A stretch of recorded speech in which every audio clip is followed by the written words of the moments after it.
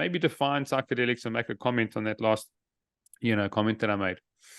So the word psychedelic comes from two Greek words, psyche meaning mind and delos meaning manifesting. And it came about in the 60s when Aldous Huxley, who is a well-known writer, wrote Brave New World and this book called Island, which is fantastic.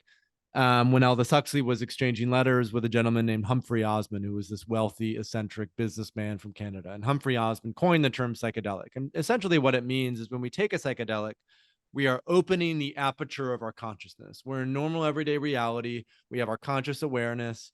It's focused, it's limited, so we can do our everyday tasks that need to get done. And what this happens is things that are stored in our subconscious or unconscious, as we mentioned before, emotions or narratives or past experiences, they often just get pushed down. And so when we take a psychedelic, it opens that aperture of our consciousness, which allows us to access the subconscious and unconscious material that we may not otherwise have been aware of. And, the classic psychedelics are tryptamines, lysergamides, and phenethylamines. So tryptamines, that's psilocybin is a tryptamine, DMT is a tryptamine, ayahuasca is a tryptamine, lysergamides or LSD in particular, and then phenethylamines are things like mescaline, San Pedro, peyote. There are a few others in there as well, like iboga, which is a root bark from Gabon, is a really intense psychedelic. But generally speaking, those are the classic psychedelics: tryptamines, lysergamides, and phenethylamines. However, in the last 10 to 20 to 30 years, the substances like MDMA, ketamine, 2CB, and there are several other more synthetic substances that have sort of come into awareness that are none of those. And so the classic conversation is ketamine a psychedelic or not, right? Is cannabis even a psychedelic or not?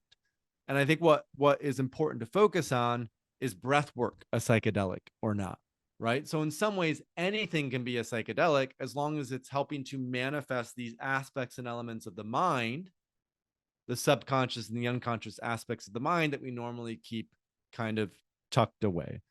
So all of that to say is I think all of those medicines that I mentioned, ketamine, MDMA, LSD, psilocybin mushrooms, ayahuasca, DMT, iboga, San Pedro, peyote, all of these we can consider psychedelics as long as they are used with intention and responsibility, because that safety is what allows us to access these parts of ourselves that aren't normally online. And then in terms of kind of weaving into your other question, then the trust and rapport that's established, like you mentioned, and like we've talked about, these are very vulnerable experiences, right? So to just sort of randomly find someone on Instagram, they say, hey, come work with me. Maybe you have a 30-minute phone call to start, and then you go work with someone. I think that is a very poor decision overall. Right? Like, you really want to know this person. You really want to trust this person. You really want to have rapport established. So what I recommend to everyone who is maybe fairly new at this is first see if there's a friend that you trust who's worked with someone that they can go, I really love this person. They were great. Right? Because oftentimes the networks of our friends, if that trust has already been established, are great people to start with. Unfortunately, a lot of people who are new to this don't have any friends who have actually worked with psychedelics before, right? And so the question is, well, how do I find someone that I can trust?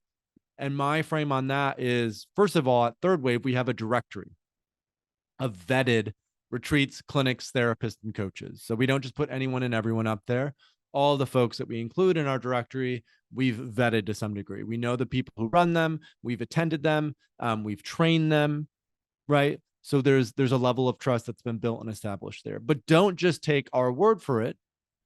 Talk with those people, converse with those people, ask them questions, get a sense of who they are, their background, how they facilitate their experiences, and ensure that they do their proper diligence on assessment, preparation, and integration. You should always ask them questions. How do you prepare clients for experiences? How do you set up your experiences with clients?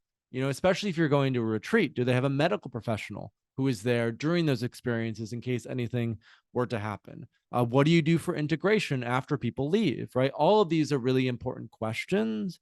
And so I think it really behooves the person who is interested in working with psychedelics to do your due diligence, right? Ask those difficult questions, because this very well could be one of the most transformative experiences of your life.